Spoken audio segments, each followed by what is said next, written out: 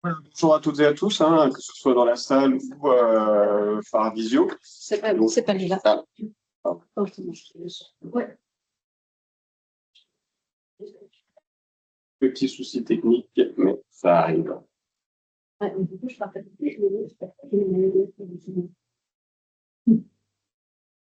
Ah, bon, c'est bon, oui. Non, vas-y.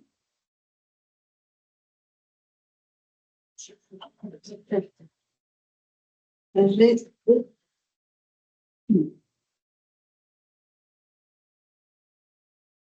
C'est bon, oui. Nickel, merci Mélanie. Voilà, donc voilà, dernière séquence de la matinée, en tout cas, c'est la restitution du projet dans sa globalité. Pour rappel, en fait, hein, donc 4 actions. La première action qui consiste à créer une communauté d'acteurs qui accompagne l'innovation. Donc, ma collègue Graziella va nous présenter les grands résultats dans un petit instant. Deuxième action qui concerne la valorisation des plantes aromatiques et médicinales, donc dans la cosmétique particulièrement. Donc, vous avez eu beaucoup d'infos juste avant, donc on va pas revenir sur cette partie-là. Troisième action, c'était le développement d'une filière d'écomatériaux et de matériaux biosourcés, particulièrement avec Madagascar. Donc là, c'est piloté par Jim. On a eu un atelier aussi ce matin, hein, donc 6 ateliers qui ont été réalisés depuis le début du projet, hein, donc depuis 18 mois environ, 17 mois. Et la dernière action consiste à structurer la filière de la bioéconomie tropicale entre La Réunion et Maurice. Voilà, donc on va s'attarder sur cette dernière partie, sur les actions 1 et 4. Voilà, donc je vais laisser la parole à Graziella Tosta, qui est directrice adjointe et qui a piloté cette première action. Merci. Bonjour à toutes et tous. Je vais vous faire une petite synthèse de ce qui est ressorti de cette première action qui consistait à créer une communauté d'acteurs dans les 5 territoires qui concernaient le projet Excellence du BioEcoI, donc La Réunion, Maurice, Rodrigue, Seychelles et Madagascar. Et parmi les livrables qui étaient attendus, donc c'était une cartographie des acteurs et puis une feuille de route au-delà de 2026 sur des actions à accompagner pour la suite. Donc, du premier benchmark, des benchmarks qui ont été réalisés sur les 5 territoires, on a aujourd'hui identifié une trentaine d'acteurs sur l'ensemble des territoires avec des réseaux, avec des niveaux de maturité, on va dire, hétérogènes. C'est d'un point de vue qualitatif, en tout cas, c'est un point de vue subjectif. On a un certain nombre d'acteurs qui ont été identifiés. Je vous ai mis là quelques acteurs clés, mais ce ne sont pas les seuls. La cartographie sera disponible à la fin du projet et on pourra également vous la communiquer sans aucun problème, avec un certain nombre aussi de financements, émanant notamment des territoires de l'Union européenne et puis aussi français, et notamment à travers l'AFD, qui permettent d'accompagner la coopération entre les différents territoires.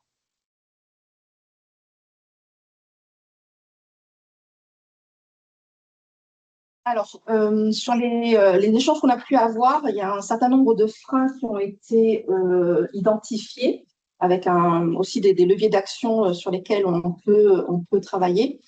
Le premier frein qui ressortait de manière un peu, on va dire, prégnante, c'était la perception des bénéfices entre des partenaires de territoires différents, notamment sur de la réticence à la coopération, avec des enjeux notamment de concurrence ou autre. Donc, l'objectif premier dans le cadre de la suite de ce projet Excellence du BioEcoI sera de mettre en place des partenariats où on arrivera vraiment à mettre des dispositifs win-win, des modèles win-win où chacun va pouvoir s'y retrouver ressortir du partenariat avec, on va dire, des objectifs atteints, des partenariats où ils gagneront quelque chose.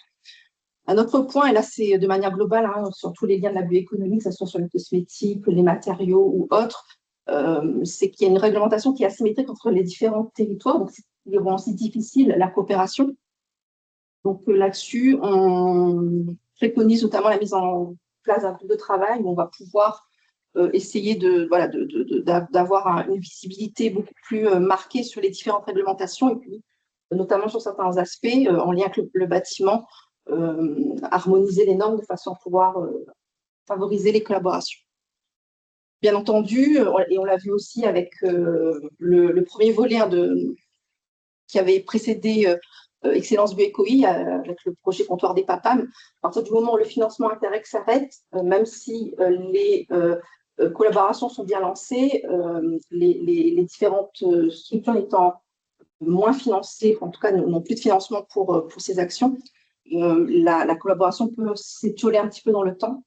Donc, d'où l'importance d'avoir des relais sur des projets, avec des projets identifiés, de pouvoir derrière actionner très rapidement d'autres dépôts pour pouvoir pérenniser ces actions et les projets identifiés.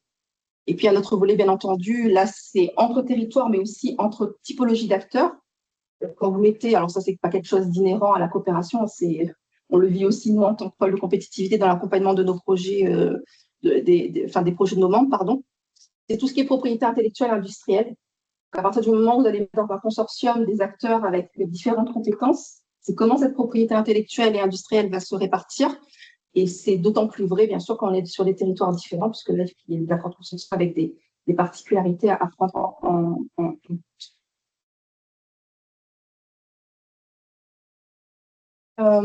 Sur les différents échanges qu'on a pu avoir, donc qui font aussi écho avec les autres actions du projet Excellence Bioécoï, on a 3 grands axes qui sont ressortis.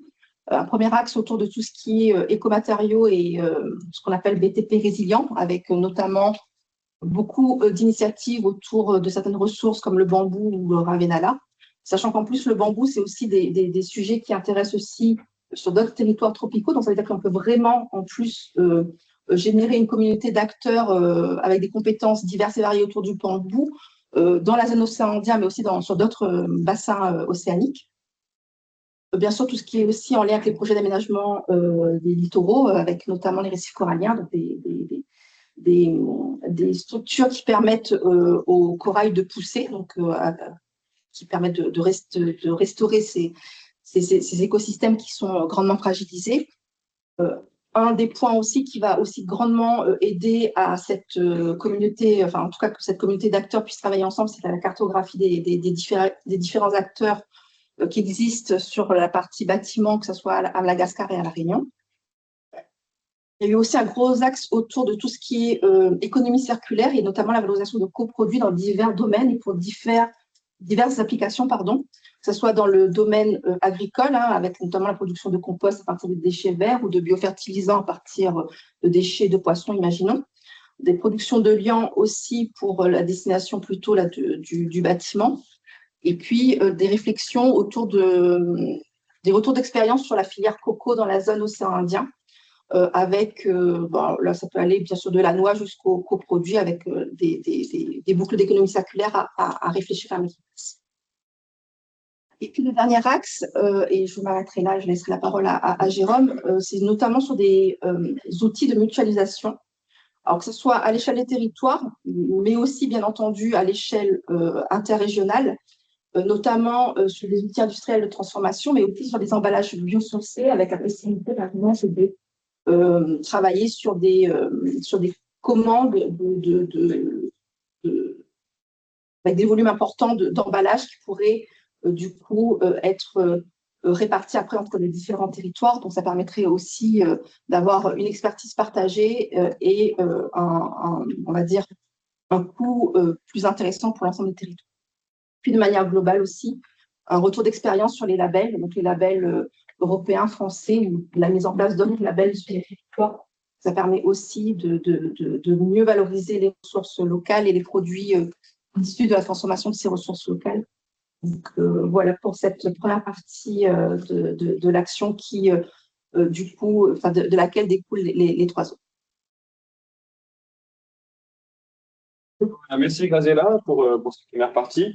Alors, je vais poursuivre, hein, comme je vous disais, sur l'axe 4. Donc, comment mieux structurer les filières de la bioéconomie entre La Réunion et Maurice?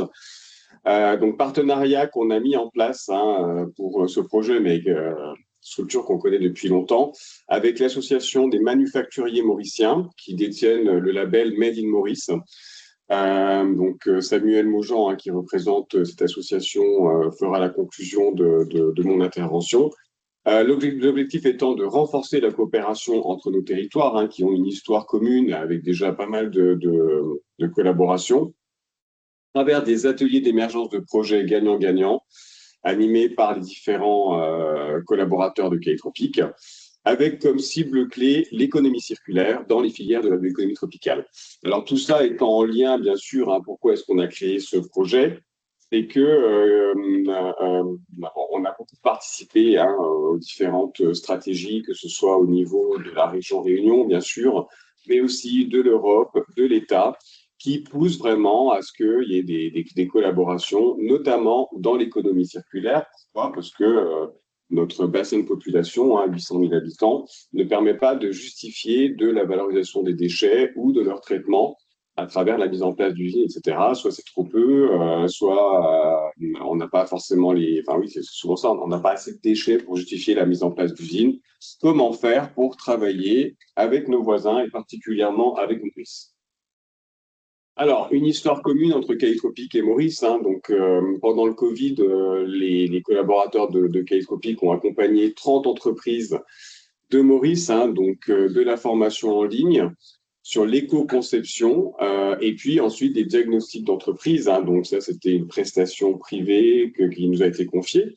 Ensuite, on a travaillé dans le cadre de l'Interreg 5 en 2021 et 2022 sur le projet Comptoir des Papas, donc particulièrement sur les plantes aromatiques à parfum médicinal, Réunion Maurice-Seychelles. En 2023, on a fait une autre prestation en lien avec le plastique. Donc, il y a une grosse évolution réglementaire sur Maurice, hein, qui est en cours, hein, depuis 2023 à vouloir réduire, voire diminuer drastiquement, en tout cas, les plastiques à usage unique. Donc, K-Tropique a travaillé à accompagner la filière des déchets, à réaliser des fiches actions, de la formation de formateurs, etc. sur le territoire. Et enfin, 2025-26, hein, le projet dont je vous parle actuellement. Alors, le dispositif d'animation, hein, donc souligner d'abord qu'on a eu un VIE, hein, donc un volontaire international d'entreprise, Nicolas Chevalier, pendant un petit peu moins d'un an. Hein, il a dû quitter ses fonctions pour des raisons personnelles. Comment est-ce que ça a fonctionné, tout ça? Donc, on a d'abord fait une première réunion d'introduction à la bioéconomie, hein, avec, comme vous le voyez, 75 participants. Qui a permis de faire un point sur le potentiel de la bioéconomie pour les deux territoires. On a indiqué, hein, qu'il y avait vraiment cette complémentarité entre nos deux territoires et Graziella vient d'en parler, hein, la coopération win-win, hein, gagnant-gagnant. Cette introduction a permis de parler ensuite des autres ateliers, hein, donc j'ai fait une petite diapo ensuite sur le sujet. Au total, bon, c'est une action qui a bien marché, hein, parce que 10 ateliers, donc au total plus de 400 participants, hein, plus de 130 en présentiel, 284 en ligne. On a aussi rencontré des entreprises, des institutions, pour deux choses, hein. La première, c'est essayer de cartographier les acteurs qui participent à l'économie circulaire et plus particulièrement à la bioéconomie circulaire. Et sortir de tout ça des projets d'intérêt général pour nos territoires, pour mieux valoriser nos déchets, pour créer des actions économiques à partir de ces déchets de manière commune. Comme je vous disais, donc un certain nombre d'ateliers, hein, sur le packaging. On a beaucoup parlé d'éco-conception, de réglementation. On a rappelé un peu, hein, tout ce qui était recyclable, réemploi, hein, parce que vous le savez, il y a une pyramide des emplois dans l'économie circulaire où on essaye d'abord de réemployer, de recycler avant de créer de l'énergie et de manière ultime d'enfouir. Le verrou aussi sur le surtri en milieu insulaire. Sur la partie matériaux, donc matériaux locaux, recyclés, biosourcés, pas mal d'interactions sur les besoins en termes de mesure des propriétés, d'économie circulaire, d'assemblage adapté au contexte local, hein, donc chaleur, humidité, cyclone, présence de termites, de champignons, etc. Et puis, un besoin de massifier les gisements par de la cartographie pour une meilleure utilisation. En agroalimentaire, encore une fois, comme on était dans l'économie circulaire, beaucoup de sujets sur la valorisation des coproduits. Avant tout, forcément, le zéro gaspillage, hein, comment éviter le gaspillage alimentaire, comment faire du sourcing local, travailler les uns avec les autres, et comment adapter les process vis-à-vis de la sécurité sanitaire et la réglementation qui n'est pas la même entre les deux territoires. Agriculture, deux ateliers, donc sujet en lien avec l'attractivité des métiers, donc métier hein, qui est quand même pénible, donc les jeunes se fuient, j'ai envie de dire, ces métiers agricoles, mais les nouvelles technologies permettent d'attirer des jeunes, des porteurs de projets sur ces secteurs. Valorisation de la biomasse, agroécologie, hein, notamment comment utiliser moins d'intrants, hein, je parle de l'eau bien sûr, mais des produits phytosanitaires, pour limiter la pollution des sols et l'utilisation de l'eau qui se fait de plus en plus rare. Il n'y a qu'à voir ici pour l'instant. Les réserves en eau sont très très basses, même si on sort de l'été, j'ai envie de dire. Et puis, on a fait aussi un atelier transversal, hein, donc Émilie et Julien qui sont dans cette cellule communication, commercialisation, etc.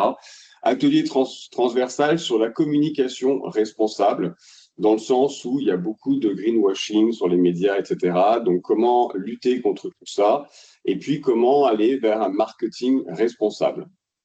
Voilà, donc je vous ai mis quelques photos pour alimenter tout ça. Alors, deuxième point, les institutionnels. Donc, on a rencontré un certain nombre d'institutionnels hein, pour, dans le cadre d'ateliers, mesurer les besoins d'après eux. Donc, des institutionnels tels que regroupement d'entreprises, hein, bien sûr, la MM dont je vous parlais, la Chambre d'agriculture, l'ARIM sur l'hôtellerie, la restauration, des instituts de recherche, le MRIC par exemple, ou l'Université de Maurice, des représentants de l'Europe et de la France à Maurice, ambassade de France, ambassade d'Europe, et puis plus largement, la COI aussi, hein, dont la France prend la présidence bientôt, ou si ce n'est déjà fait. Et puis les Nations Unies aussi, hein, donc, qui développent un programme sur Maurice hein, de développement. Donc, c'est institutionnel. Qu'est-ce qu'ils nous ont appris en fait hein. Déjà, il y avait un besoin de mise en relation. La mise en relation ne se fait pas naturellement en fait. Hein. On a besoin de canaux de communication et de répertorier des solutions par spécialité à l'échelle de la zone océan Indien. Donc, c'est un peu ce qu'on fait hein, finalement, c'est déterminer des activités qui ont du potentiel pour, pour l'intérêt général des différents territoires. Un autre point qui en ressort, les études issues des universités, des centres techniques sont peu transférées vers l'industrie. Donc, il y a beaucoup de travaux. Hein, et ça, c'est des remarques qu'on observe souvent aussi à La Réunion. Hein, il y a beaucoup de travaux, beaucoup de thèses, beaucoup de rapports de master, etc. Mais comment transférer ces résultats pour voir des projets d'entreprise, de la création d'entreprise, etc. Donc, petit point là sur la mise en place du PUI Valiotech, par exemple, à La Réunion, qui participe à tout ça, hein, donc le pôle universitaire d'innovation. Alors là, encore une fois, Grazia l'a dit, mais une coopération à dédramatiser, perçue avec méfiance. Donc, il faut qu'on démontre qu'il y a du gagnant-gagnant et que chacun trouve sa place dans la coopération régionale. Et puis, besoin, encore une fois, de continuité dans les projets, en fait. Hein, vraiment, les projets s'arrêtent quand il n'y a plus de financement et reprennent quand il y a des financements. Et là, effectivement, il y a des financements publics, mais on peut voir aussi des financements privés pour assurer cette continuité. Les entreprises, donc je vous disais, hein, on a rencontré un certain nombre d'entreprises, encore une fois, pour mesurer aussi bien à La Réunion et à Maurice quels étaient leurs besoins en termes de projets d'économie circulaire, hein. Donc, l'idée, c'était, dans les différentes filières que je vous ai citées, d'évaluer les principales matières issues de l'économie circulaire, donc les déchets, les coproduits, les sous-produits, etc., de les sonder sur le devenir actuel, sur leurs projets, et mesurer si, quels étaient les freins à tout ça, en fait, et les opportunités, bien sûr.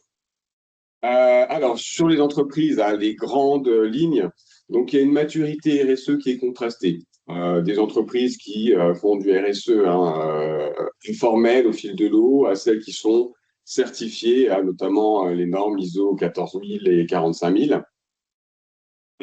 Les principaux déchets, ce sont carton, plastique, différents types de plastique, des boîtes palettes aussi, hein, parce qu'on importe beaucoup plus que ce qu'on exporte, des effluents d'élevage et beaucoup, beaucoup de biodéchets, hein, donc déchets verts.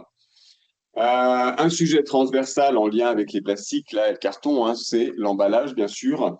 Donc, Grazella l'a dit, hein, il y a une volonté de pouvoir commander de manière groupée les emballages pour réduire les coûts et aussi travailler sur des emballages biodégradables, euh, lavables ou une meilleure récupération des plastiques pour les réintégrer dans des boucles de recyclage.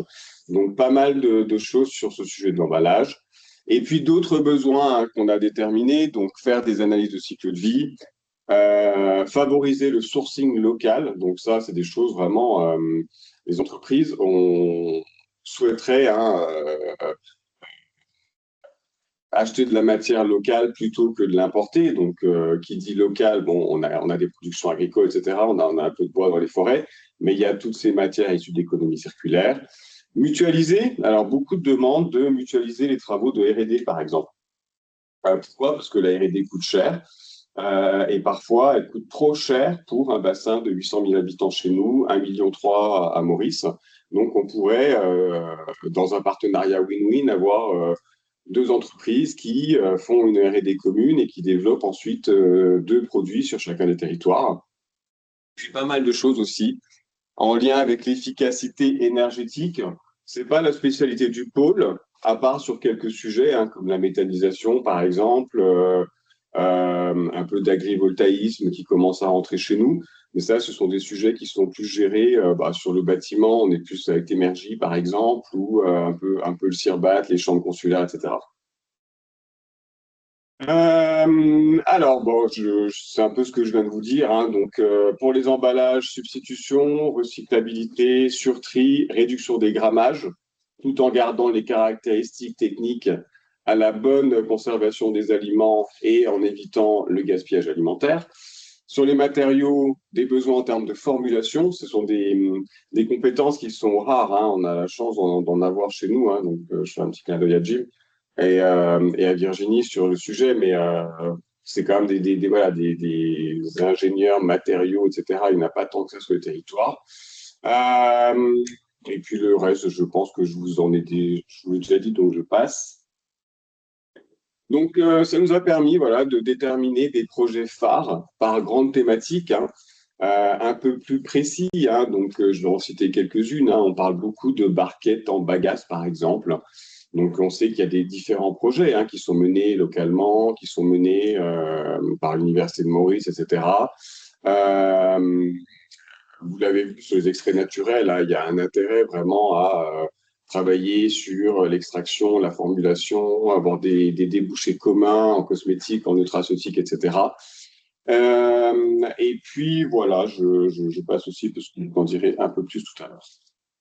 Alors, constat, un grand constat, en tout cas, c'est un problème d'échelle, hein. Donc, je l'ai dit en introduction. Les ressources sont là. On se rend compte, hein, qu'on a des biomasses, des PAPAM, des coproduits, des déchets qui sont valorisables. Et ça, c'est une richesse commune, hein, parce qu'avec le prix de l'augmentation des matières premières, l'augmentation des matières premières et le prix du fret qui a beaucoup augmenté ces derniers temps, encore plus là avec les problèmes de Détroit, etc., pétrole, dont on entend tout le temps parler, les ressources issues de l'économie circulaire deviennent de plus en plus intéressantes pour les entreprises. Cependant, on connaît mal les gisements.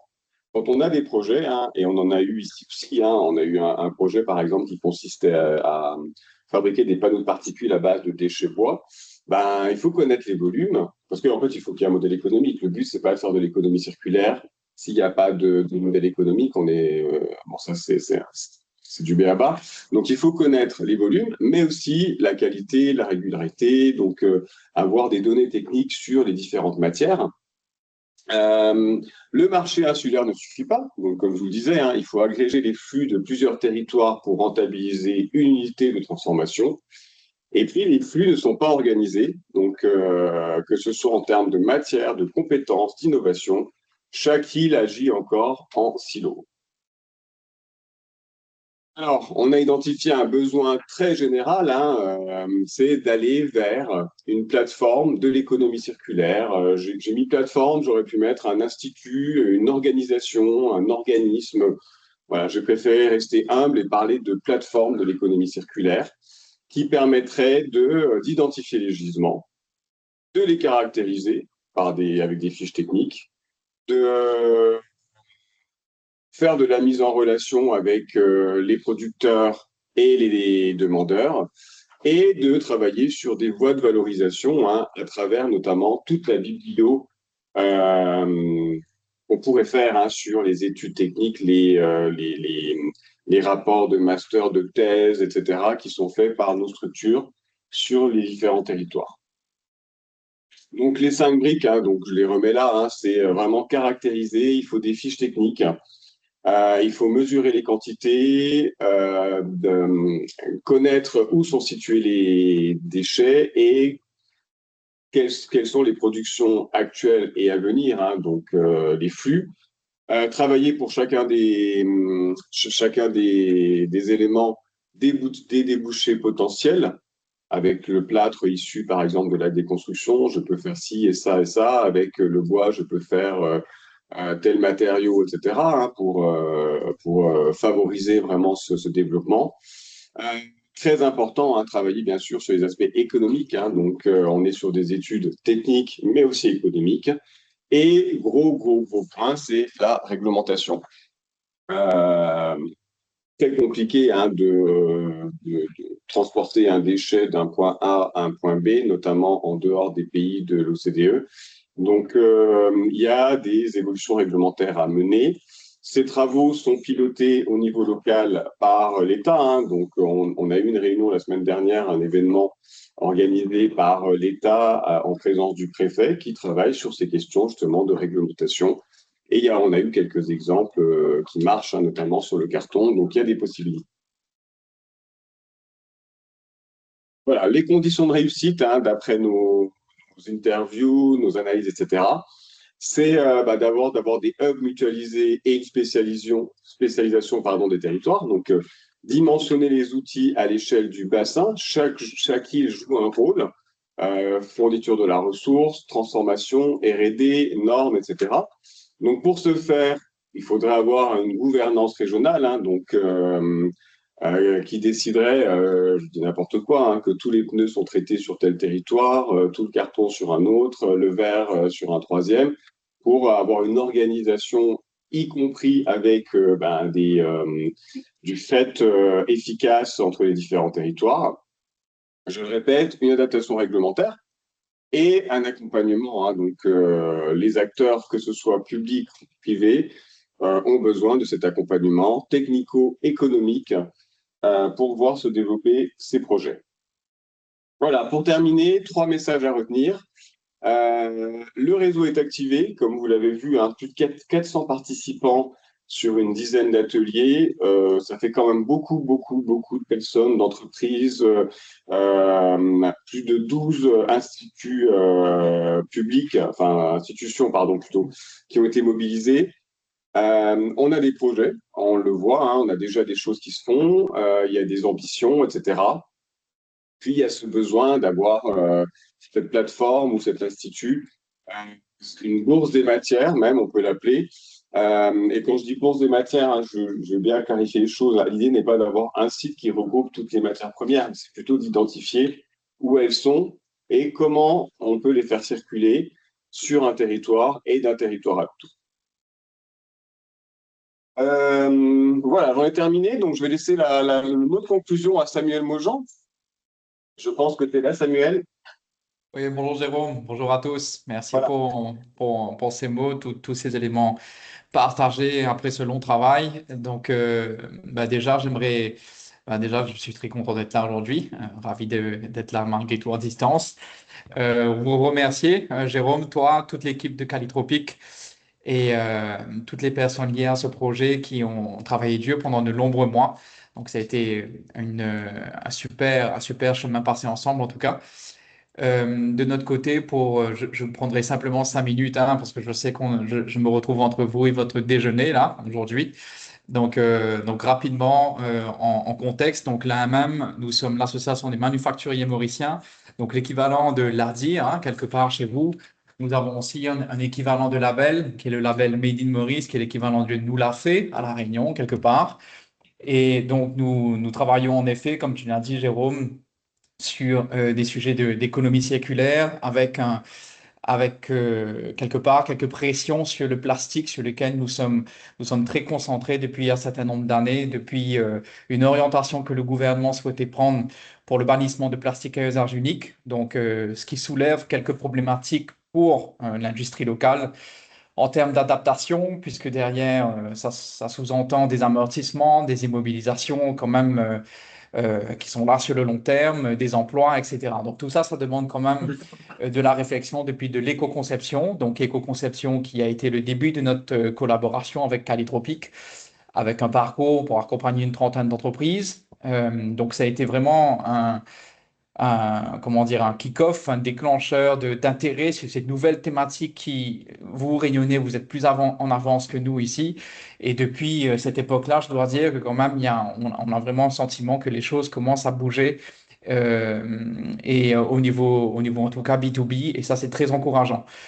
Donc, ce parcours bioéconomie est une suite un petit peu logique suite à cette première thématique un peu technique touchée en 2021, puisque là, on touchait quand même à un certain nombre de secteurs dans ce parcours bioéconomie et de point de vue régional, hein, donc d'autant plus intéressant de partir d'un effet entonnoir comme ça pour une récolte de data, une étude de différentes réalités des différents territoires ultramarins. Donc pour tout ça, c'est une première très bonne étape réalisée à mon sens aujourd'hui. Donc, pour deux réalités qu'on peut avoir différemment, que ce soit à Maurice ou à La Réunion. À La Réunion, vous avez des filières de traitement des déchets très puissantes. Vous avez des compétences hein, pointues. Hein. Donc, à l'Étropique, on détient plusieurs. Et ça, pour ça, c'est réellement le fer de lance sur ces différentes thématiques d'avenir, puisqu'on a même au-delà de lobby, de représentation et de défense des intérêts des industriels locaux, eh bien, nous accompagnons aussi, pour le coup, les entreprises sur des thématiques innovantes. Et pour cela, nous faisons le lien avec des experts comme Calitropic, voilà, pour apporter ce savoir-faire et faire du lien avec les pays qui nous entourent. Donc, voilà pour la Réunion. Pour Maurice, de notre côté, nous avons par contre une industrie puissante de traitement, mais qui malheureusement n'ont pas forcément quelque part suffisamment de gisements pour pouvoir les faire tourner comme il faut dans certains domaines en tout cas. Hein. On peut parler du verre, du carton ou du plastique. Donc tout ça, ce sont des filières à monter aujourd'hui. Et c'est sur ces travaux aussi que nous sommes en tout cas appelés souvent d'un point de vue gouvernemental à réfléchir ensemble et à aller dans cette voie.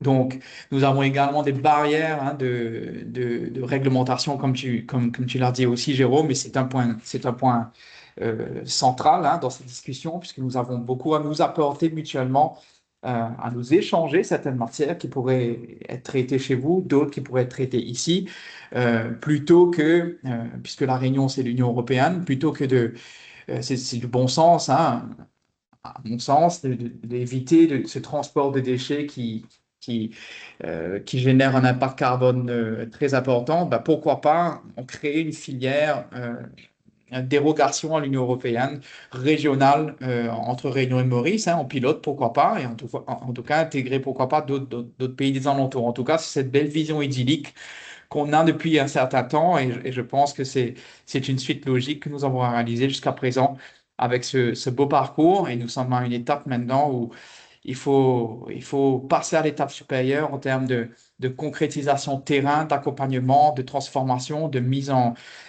relation et d'officialisation j'ai envie de dire, de partenariats qui permettraient de débloquer ce genre de blocage actuel.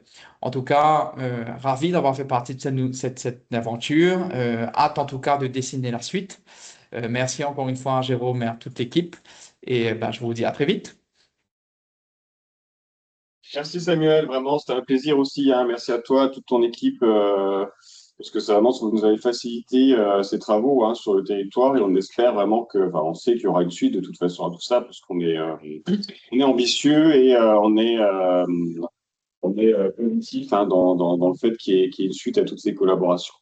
Voilà, donc on en a terminé avec cette restitution. Si vous avez des questions, des remarques, on peut prendre encore quelques minutes. Si, sur un aspect qui est quand même particulièrement important, c'est celui de la réglementation. On parle de la réglementation des produits et on l'a évoqué avec les différentes interventions sur la nature des produits et leur déplacement pour faire qu'ils deviennent des matières premières et non plus des déchets. Mais au-delà de ça, c'est la dimension de certification et de normalisation. Ces équipes le savent très bien, j'ai eu le travail et tous les collaborateurs travaillent.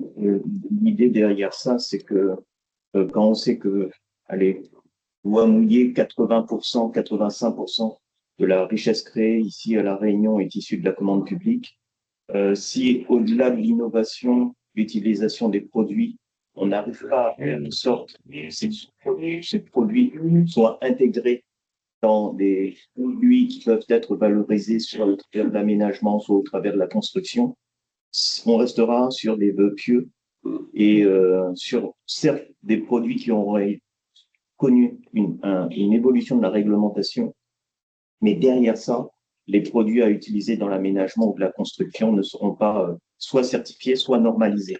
Et là, il y a un important rôle, notamment des certificateurs, le CSTB, et tous les opérateurs que l'on connaît à l'échelle notamment nationale et français, où l'importance de ces aspects est cruciale parce que sinon on restera sur des vœux pieux qui risqueraient de se transformer en vieux pieux.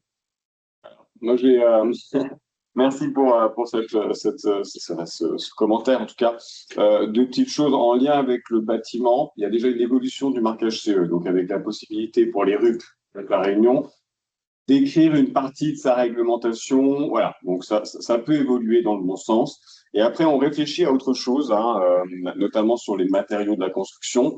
Il y a des exemples, hein, qui se sont faits sur d'autres territoires ultramarins. C'est de partager des designs d'éléments de construction. Par exemple, on pourrait très bien travailler sur une porte intérieure, un design de porte intérieure, demander une certification et distribuer ensuite les plans à plusieurs entreprises qui pourraient de ce fait inonder le marché local et limiter, enfin substituer finalement à l'import de portes, parce que pour l'instant, toutes les portes intérieures sont importées. Pareil pour les bardages, pour les pare-soleils. En fait, il y a plein d'éléments comme ça qu'on pourrait fabriquer ici, mais il faut avoir du regroupement d'entreprises, en fait. Et je sais que le travail que vous menez au Théo va dans ce sens, en fait. Il y a vraiment un travail depuis des années de faire travailler les entreprises ensemble, créer un pôle d'innovation bâtiment, City, enfin, etc. Et c'est tout ça, en fait, dont on a besoin. C'est vraiment créer du lien entre les entreprises. Et nous, on se rend disponible, en tout cas, pour essayer de travailler sur ces concepts dont on imaginait, il y a encore quelques années, qu'on allait avoir plein de matériaux fabriqués localement, puis on se rend compte que faut accompagner, en fait, hein. Il faut accompagner, il faut jouer collectif. Et encore une fois, quand on parle d'éléments du bâtiment, ça n'a pas de sens à ce qu'il y ait 10 entreprises qui fassent des portes, 12 qui fassent des bardages et 10 autres qui fassent des panneaux de particules. On reste un petit territoire avec 800 000 habitants, donc il faut qu'il y ait une spécialisation aussi par territoire au niveau local. D'autres remarques, d'autres questions? Tout le monde a faim? Eh bien, écoutez, on va... Ah, pardon, oui. Moi, j'ai une question. Pourquoi on en est resté à la coopération Maurice et La Réunion? Ouais. Pourquoi ne pas extrapoler vers Madagascar? Alors, on a voulu avancer par palier. Avec Madagascar, on a commencé depuis 1 an et demi la collaboration sur les matériaux. Et un peu comme avec Maurice, on avait commencé sur la cosmétique il y a 1 an et demi. Donc l'idée, en fait, c'est que au début, on fait de la cartographie, on apprend à connaître les partenaires, etc. Et on imagine forcément avoir d'autres dossiers de coopération qui pourront s'étendre sur d'autres thématiques, en fait. Donc c'est tout simplement pour ça. Nous, on avait, en fait, j'avais rencontré Tayana dans des travaux de recherche, etc. Et on s'est dit, tiens, on pourrait travailler, comme on se connaissait déjà un peu, il y a un intérêt à travailler sur des matériaux biosourcés, etc. Donc, elle nous a mis en relation avec vous. Ça a commencé comme ça. Là, on commence à se connaître et donc on peut imaginer une suite un peu plus. Voilà. Mais dans la coopération, ça commence toujours comme ça. Hein. On cartographie des acteurs, on cartographie des projets qui ont déjà été réalisés, voilà, pour ensuite mener à des projets de plus en plus précis. Et c'est pour ça qu'avec Corix, on est un peu plus avancé parce qu'on avait commencé un peu plus tôt, en fait, tout simplement. Je dis ça parce que au CNRIT, on a des résultats de recherche sur la production de pavés à partir des plastiques. Oui. Et on a également des résultats de recherche sur la production de biocarburants à partir des plastiques. C'est grâce à ces échanges qu'on a pu avoir qu'on s'est rendu compte que ce que vous faites va au-delà. Nous, dans notre idée première, c'était très bois, matériaux biosourcés. Et puis en fait, on s'est rendu compte, à force d'échanger, qu'il y avait beaucoup plus de choses, y compris, hein, il y a ça touche aussi les ingrédients naturels, avec des applications, pourquoi pas, en adjuvant, en cosmétique, voilà. Donc, et en fait, on s'est rendu compte que le spectre était beaucoup plus large que ce qu'on imaginait. C'est pour ça que si on poursuit cette collaboration, on pourra étendre aussi à d'autres domaines d'activité. Voilà. Mais écoutez, je vous remercie tous. Hein, surtout, je remercie mes collègues. Bon, le pilotage de Mélanie, hein, qui a été vraiment remarquable sur ce gros projet d'1 an et demi. Et puis, tous les collègues qui ont participé. Bravo, Mélanie. Assuré. C'est gentil. J'avais juste une petite remarque opérationnelle, c'est que tout le monde a bien fait la feuille d'émargement. Si ce n'est pas le cas, elle est juste un essai pas avant de partir de ce film. Voilà, c'est bon. Merci beaucoup. En tout cas. Merci à vous tous et merci Samuel. Merci à tous. Bye. Et à bientôt. À bientôt.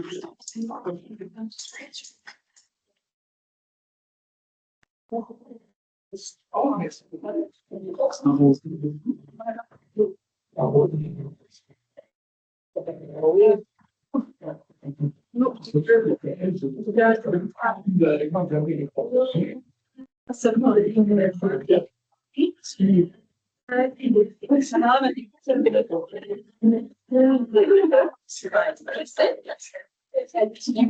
Ça, c'est le sommeil. Ah, attends.